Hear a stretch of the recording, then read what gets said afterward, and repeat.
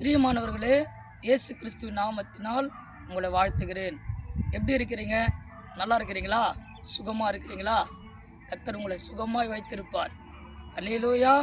இந்த நாளில் ஒரு வசனத்தை நம்ம தியானிக்க போகிறோம். 1 சாமுவேல் 2ஆம் அதிகாரம் 8ஆம் வசனம்.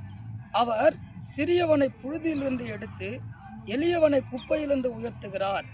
அவர்களை பிரபுக்களோடு உட்காரவும் மகிமை உள்ள சிங்காசனத்தை சுதந்திரிக்கும் பண்ணுகிறார். அல்லேலூயா.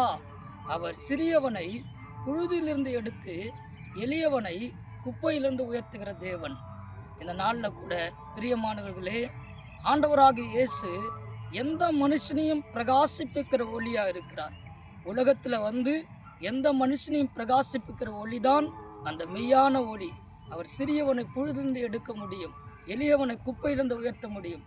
வேதத்தில் தாவீது என்ற ஒரு பக்தன் இருந்தான். சாதாரண ஒரு மனுஷனாய் ஆடுகளை மேய்த்து கொண்டிருந்தான். அவன் உடன் இருந்த சகோதரர்கள்லாம் இராணுவத்தில் இருந்தாங்க. ஆனால் தாவீது மாத்திரம் ஆடுகளை மேய்த்து கொண்டிருந்தான். சிறியவனாகிய தாவீதை, தன் தகப்பனாரால் அற்பமாய் எண்ணப்பட்ட தாவீதை, தன் சகோதரரால் அற்பமாய் எண்ணப்பட்ட தாவீதை என் தேவன் உயர்த்தினார். சிங்காசனத்தில் உட்கார வைத்தார்.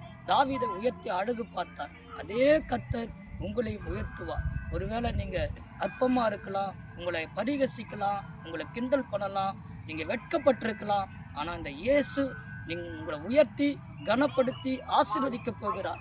அவர் சிறியவனை புழுதிலிருந்து எடுக்கிற தேவன், எளியவனை குப்பையிலிருந்து உயர்த்துகிற தேவன். உங்களையும் உயர்த்தி ஆசீர்வதிப்பார். கவலைப்படாதீங்க. இனி வரும் நாட்களில் நீங்கள் ஆண்டவருடைய மகிமையை பார்க்க போகிறீங்க. இக்காலத்து பாடுகள் இனி வெளிப்பட போகும் மகிமைக்கு ஒப்பிடத்தக்கவள் அல்ல என்று வேதம் சொல்கிறது. பெரிய மகிமையை கர்த்தர் உங்களுக்கு செய்ய போகிறார். உங்களை ஆசீர்வதிப்பார். ஆமென்.